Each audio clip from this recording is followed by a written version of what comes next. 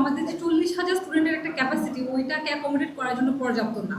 আবার আমাদের আমি যদি বিশেষ করে আমাদের হলের কথাই বলি, আমাদের হলে শিক্ষার্থীদের যে একটা কমন স্পেসে পড়াশোনা করবে ওরকম স্পেসই ছিল না।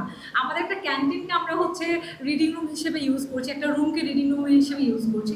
তা সত্ত্বেও এখানে বড় প্রবলেম যেটা হয়, যে এখানে ছিলাম যে দাবদাহের প্রেক্ষিতে আমাদের পড়াশোনাগুলো চালিয়ে যাওয়া অনেক বেশি কঠিন হচ্ছিল।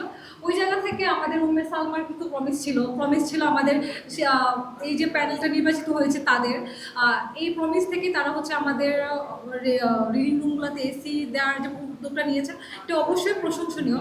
এটা উন্নত করার জন্য এসি যে কতটা গুরুত্বপূর্ণ সেটা আমরা সবাই জানি। এই যে সমস্যাগুলো শুনে তারা যে আমাদেরকে এক কথায় স্পন্সর দেওয়ার জন্য রাজি হয়েছেন, এই জন্য তাদের ধন্যবাদ জানাচ্ছি। আশা করব বাকি 15টা হলেও আমরা আমাদের সময়ের মধ্যেই করে যেতে পারবো। আমরা চেষ্টা করছি, আপনাদের দোয়ায় স্মরণ রাখবেন। উদ্যোগের মাধ্যমে এবং একটু আরামদায়ক স্বস্তিদায়ক একটু পরিবেশ তৈরির মাধ্যমে, পরিবেশ পাবার মাধ্যমে শিক্ষার্থীদেরকে পড়াশোনায় মনোসংযোগ করতে আরও সাহায্য করবে। এই হলে সম্পর্কে একটু বলি। এই হলে কয়েকবার আমার আসা হয়েছে। একটু যদি বলি যে যখনই আমি